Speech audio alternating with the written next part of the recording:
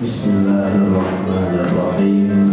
Assalamualaikum warahmatullahi wabarakatuh. Alhamdulillahirabbil alamin. Wassalatu wassalamu ala asyrafil anbiya'i wal mursalin wa ala alihi wa sahbihi ajma'in. Amma ba'd. Ya ayuhan nas, pertama-tama puji serta syukur kehadirat Allah Subhanahu wa taala. Selawat dan salam selalu dikirim oleh Allah kepada baginda Nabi Muhammad sallallahu alaihi wasallam serta seluruh sahabat keluarga sekalian. Jemaah sekalian, marilah kita baca sejenak beberapa pesan dari sahabat Rasulullah berkaitan dengan ibadah dan sholat. Oleh Khalifah Abu Bakar As-Siddiq radhiyallahu anhu berkata, al-ubadu salatatu asnafin, sinfun ya'buduna Allah ala sabilil khawfi, wa sinfun ya'buduna Allah ala sabilir raja, wa sinfun ya'buduna ala sabilil hubbi.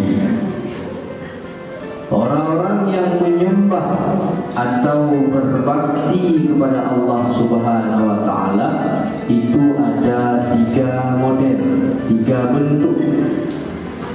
Adapun yang pertama, ada orang yang menyembah Allah karena takut azabnya.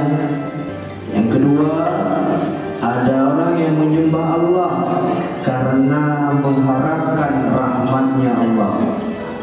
Adapun yang ketiga, ada orang yang menyembah Allah karena cinta kepadanya. Adapun ciri-ciri orang yang menyembah Allah karena takut siksanya atau azabnya, ia mempunyai sifat tawadhu, merendahkan diri, lalu menganggap bahwa semua kebajikan yang ia lakukan belum seimbang dengan nikmat yang Allah berikan kepadanya, dan menganggap bahwa kejahatan yang dilakukan lebih banyak dari kebaikan. Itu tipe model orang yang menyembah Allah karena takut siksanya. Adapun yang kedua, ciri-ciri orang yang menyembah Allah karena mengharap rahmatnya ialah selalu ingin berpenampilan baik di dalam semua tindakan, lalu bersifat pemurah kepada semua orang, baik dengan hartanya, dirinya, ataupun lainnya. Itu ciri orang yang menyembah karena mengharap rahmatnya. Yang ketiga, selalu berprasangka baik kepada sesama manusia. Adapun ciri-ciri orang yang menyembah Allah karena cinta kepadanya ialah rela berkorban dalam bentuk apa saja. Dia rela berkorban. Yang kedua, punya kepedulian sosial yang tinggi, peka. Dan yang ketiga, takarrub kepada Allah. Itulah ciri-ciri orang yang berbakti kepada Allah. Pertama, menyembah Allah karena takut azabnya. Kedua, menyembah Allah karena mengharap rahmatnya. Ketiga, menyembah Allah karena cinta kepadanya. Oleh Khalifah Utsman radhiyallahu anhu berkata, man hafadha shalawatil khamsa li waqtiha wa dawama 'alaiha akramahu Allahu bi tis'i karamatin.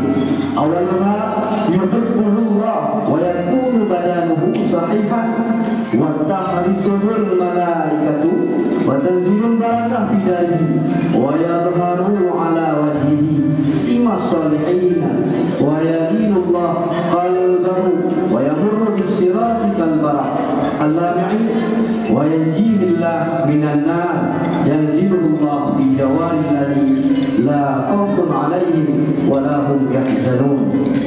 Barang siapa yang menjaga atau selalu mengamalkan solat 5 waktu tepat waktunya, begitu azan solat, maka Allah Subhanahu wa taala akan memberikan keistimewaan kepada orang itu dengan 9 macam. Orang-orang yang selalu mengamalkan solat 5 waktu tepat waktunya. Pertama, cinta Allah selalu tertuju kepadanya.